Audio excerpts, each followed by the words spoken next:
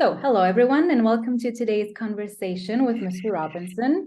Michele was joining later, Frederik, Idriss, and I are the Defense and Procurement team at ITSS Verona, and we are excited to dive into the timely topic of climate and security today. Our guest is Quill Robinson. He's a senior program manager and associate fellow with the Energy Security and Climate Change program at the Center for Strategic and International Studies in Washington, D.C. in the U.S. He's also a senior advisor with Conserve America and Clean Energy Leadership Institute. Previously, he served as the Vice President of Government Affairs at the American Conservation Coalition, a national nonprofit focused on mobilizing young Americans behind market-based climate solutions. And he has extensive experience working with senior members of U.S. Congress, the nonprofit community, and the private sector to craft bipartisan climate and energy policy, including hosting events at COP26 and COP27. Quill, welcome. We're very glad you're here today with us. I will hand over to the first question we have for you today. So thank you, Idriss and Dr. Robinson. Based on your extensive work on the intersection of energy security and climate change, how do you perceive the evolving landscape of climate-related policies impacting the national security strategies of countries? And what role do you see climate change is playing in shaping the global geopolitical environment? Thank you. Thanks, Frederik, and thanks, Idriss, for having me. It's good to join you guys today and talk about this really timely topic. As you mentioned, COP starts this week in Dubai, so I think it's a good time to be talking about climate change, and particularly its implications when it comes to geopolitics and national security. So, Frederik, to answer your question, I think over the last 20 years in particular, we've seen both climate change and energy become larger and larger topics in the national security conversation. You look back to the 20th century, national security tended to focus on traditional security issues like nuclear proliferation or militaries or intelligence or that sort of thing. But at the end of the 20th century, I think many people started to realize that, energy is a foundational and essential tool for national power. And then as we all became more aware of climate change as a destabilizing force when it comes to the environment and health and infrastructure and the economy, there was also this realization that climate change and other associated environmental issues potentially jeopardize security. So one area that I've been focusing on in particular over the last couple of months is the United States National Security Strategy, which is really the top level document produced by the executive branch, by the president here in the United States, to outline national security priorities and then also propose sort of top level solutions to these national security priorities. And I think this document is a good way to kind of understand the evolution of national security priorities within the United States. And one thing that I've found is that if you go back to 2002, the first 21st century national security strategy, you see energy mentioned less than 10 times, and you see climate change mentioned less than 5 times. Fast forward to today, 2022, both climate change and energy are mentioned over 50 times. So over the course of 20 years, these two issues have skyrocketed in their importance if you use the national security strategy as a document to sort of indicate the importance of these issues. Energy, because of the energy transition, but also because of fears over peak oil back in 2005, 2006, obviously, has grown as an issue that people focus on. There's been some variation when it comes to climate change itself, because different presidents have prioritized and not prioritized climate change. But the overall trend is that both of these issues are of greater importance. Now, the thing that I'll end on here is that obviously energy and climate change are intertwined, right? The world gets 80% of its energy from fossil fuels, and obviously a lot of the emissions that are driving climate change come from fossil fuels. So there's this interesting tension here of, as we're trying to achieve energy security as nations and also address climate change, sometimes those things can be at odds. Often they're at odds. And I think we've particularly realized that over the past couple of years. That's something Europe has experienced firsthand, that sometimes climate goals and climate policies are not always compatible with achieving energy security. And I think that that's going to be one of the primary challenges that the political leaders are going to be negotiating over the coming decades, is how to reconcile energy security and climate security within the context of national security in addition to all of the other hard security threats that they will be facing.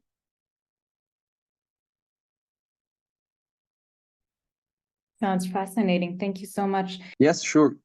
Your analysis highlights the US-China electric vehicle competition and its impact on the supply chain. Considering the strategic importance of electric vehicles and the global push for decarbonization, how might the outcomes of this competition influence the military capabilities and strategies of these nations, especially concerning resource competition and technological dependencies? Yeah, absolutely. Thanks for that question. It's certainly a big one that I think will be facing leaders around the world for the next several decades, and it's not an easy one to necessarily answer. On the one hand, you have this issue of climate change that is inherently global, right? You know, a ton of CO2 emitted in Boston is the same as a ton of CO2 emitted in Bologna is the same as a ton of CO2 emitted in Beijing, right? And that's going to have the same deleterious effect on our environment. So it's climate change is fundamentally a global issue. And no one country can tackle it alone. Even the largest polluters in the world, like China and the US, if we were to reduce our emissions and the rest of the world was not going to, that's not going to stop climate change. So climate change presents really a classic collective action problem.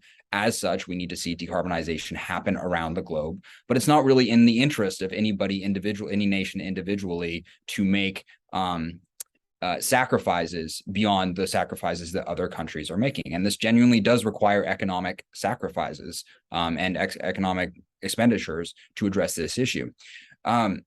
So I think that there has been this framework, and that's sort of expressed in the Paris Agreement, that we are going to come together, recognize the common threat posed by climate change, collaborate, and then voluntarily make sacrifices. Now, the latest projections show that we're going to overshoot 1.5 degrees Celsius in the 2030s. So we're quite off track when it comes to these global climate goals. So something that has been on my mind that I've been writing about recently is that, you know, what if competition rather than collaboration is actually going to catalyze emissions reductions? What if it is going the rational self-interest of nations, as opposed to their desire to kind of help the global community, more of a realist perspective as opposed to an idealist perspective that motivates emissions reductions? Because it seems like this more idealistic perspective, this more liberal international perspective that international institutions can bring together the interests of the global community and reduce emissions, it doesn't seem to be playing out. So I actually think competition can be a good thing. And, you know, to the point of the US and China when it comes to EVs. Right now, China dominates the EV battery sector, right? They produce, they control like 90% of critical mineral processing, and those critical minerals are necessary for the batteries that go into EVs. They control 70% of global solar manufacturing, equally commanding shares when it comes to wind turbines and a lot of other important technologies in the energy transition. Now, on the one hand, proliferating those technologies cheaply is important for decarbonization, but it also presents a bit of a security threat, right? Like if we you know, OPEC controls 40% of all oil exports, China controls 90% of critical mineral processing, right? So you can see how that's a security threat. So I guess from my framework, I actually see the competition around clean energy technologies because they're becoming cheaper, because they are attractive because of their lower environmental impact, more dynamic than existing energy technologies. I see the competition that comes out of that as actually a benefit. Now, how that plays out in the next couple of years as we are trying to diversify those supply chains, I'm kind of talking about this from a US perspective, it might get a little bit hairy, right? We have to make some difficult decisions. And of course, lowering the chokehold that China has on a lot of these clean energy technologies is likely going to be costly. But I think that there is great benefit there. And it's ultimately that competition that is going to drive decarbonization and also lead to more resilient supply chains ultimately. So I think there is a positive spin on that competition if the US and our European allies and other allies around the world are able to tackle it appropriately and effectively, simultaneously achieving our climate goals, but also lowering the exposure of our supply chains to China. Oh, thank you. That's really interesting, actually, to look at it from a more realist perspective, because we tend to move away from that because we see it as a very pessimistic way of looking at the world. But I think you've shown us that it must not always be this negative, let's say, as an approach. And so we move on to Idriss. Yeah, Idriss. So, Quillan, climate change is a global challenge, right, that requires coordinated international efforts.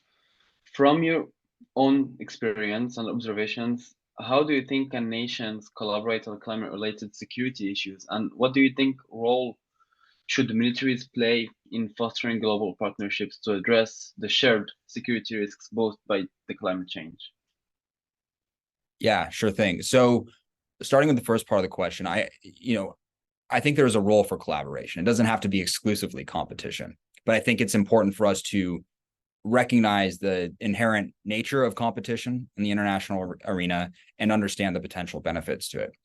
Now, I think we also have to look at global climate action within the context of the other geopolitical events that are going on around the world right now, such as the great power competition that's happening between the US and China, Russia's continued war on Ukraine, the conflict in Israel and Gaza. These things, as hard power matters of conflict, are always going to take precedence above climate change, right? Because this is a matter of guns and bombs and immediate deaths, as opposed to the slow moving and yet profound effects of climate change. These things are always going to take precedence.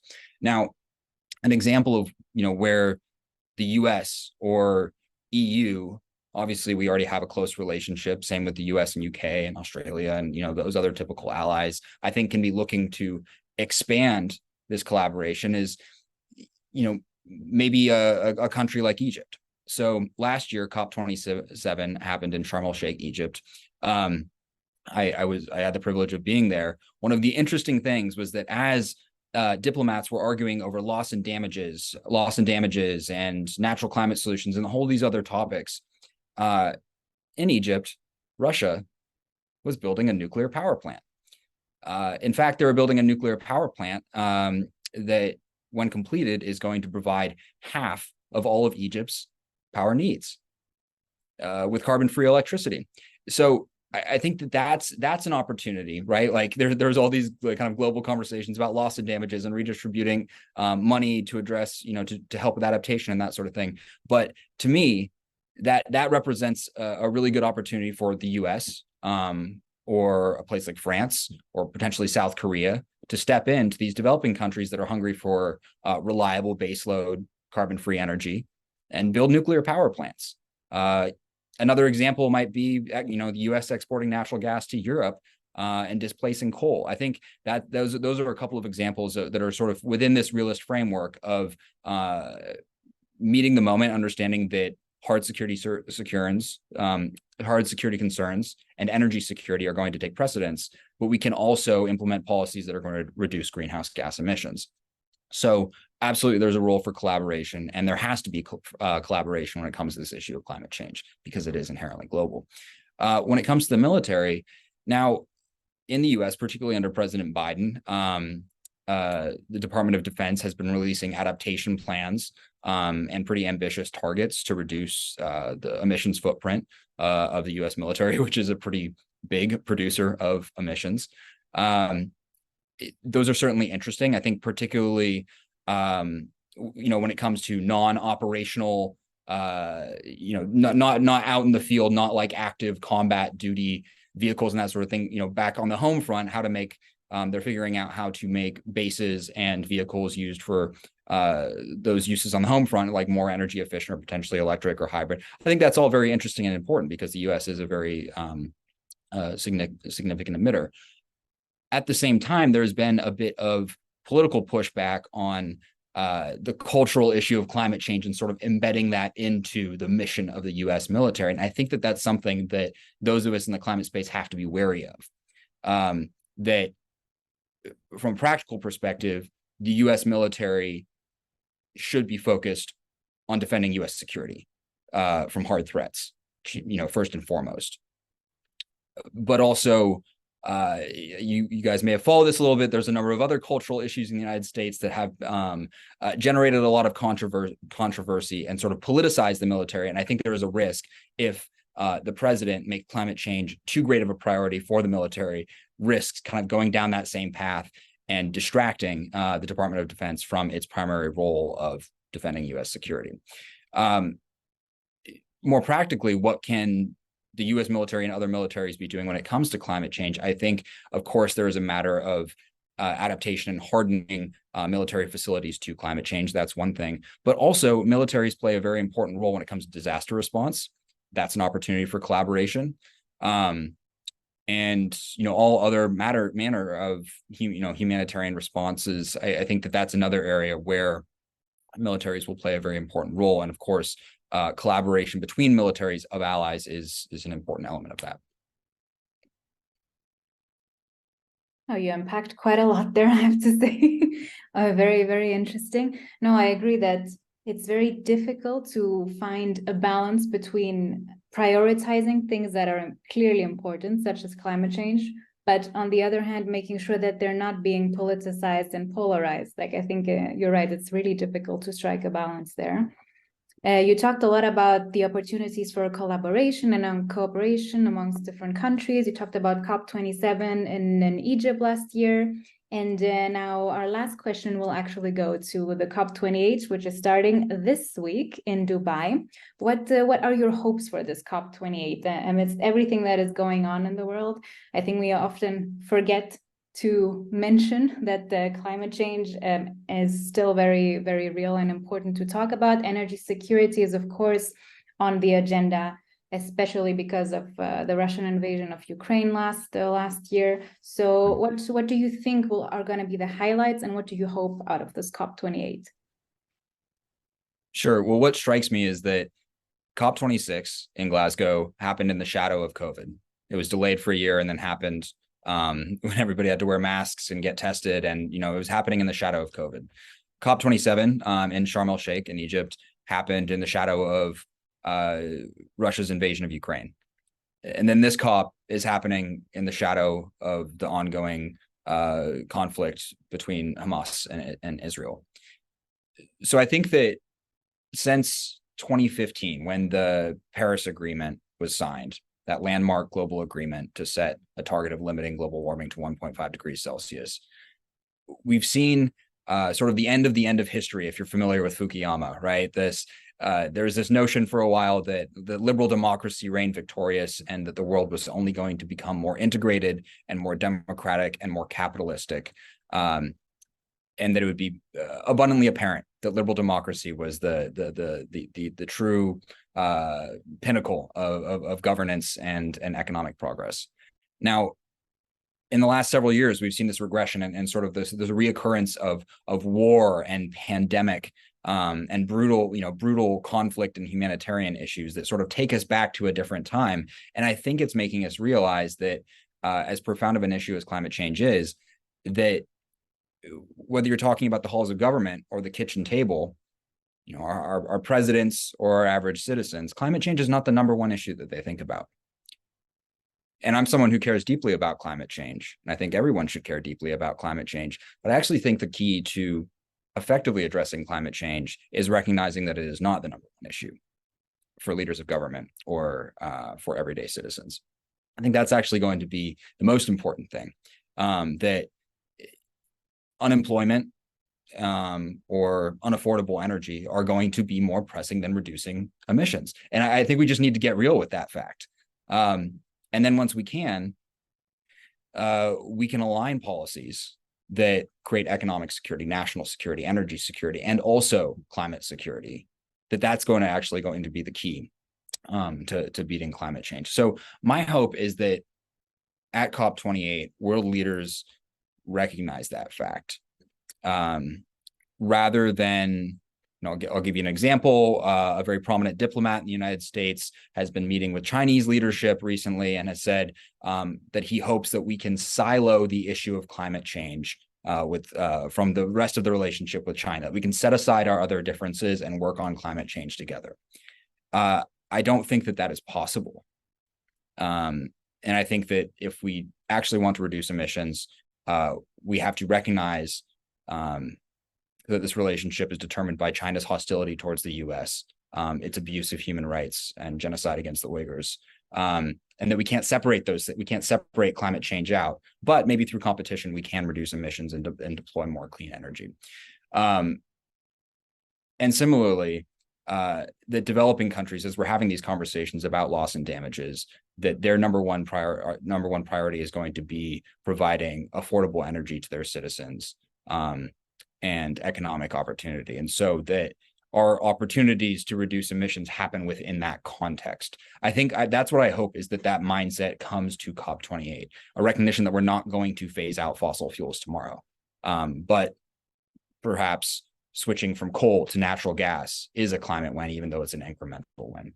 So those are some of the things that I'm looking at, and I think that we're only going to see more difficult, hard security issues emerge in the coming years. And if we continue to apply this approach, where we're waiting for the world, for all 8 billion of us to recognize climate change as the single most important issue, we're never going to see real climate solutions or progress. So my hope is that we bring this realist perspective, our leaders bring this realist perspective to COP28, and figure out what policies are actually going to work within that context. I think that that's the key to success here. Thank you. You just took away the highlight that I wanted to mention at the end, that we hope that they're all going to become more of a realist during COP, a hopeful realist, let's say. But yeah, a tragic optimist, as Viktor Frankl said. Yeah. Well, on that note, I would like to thank you very, very much for your time today. Thank you on behalf of our team and on behalf of ITSS Verona for having shared this conversation with us.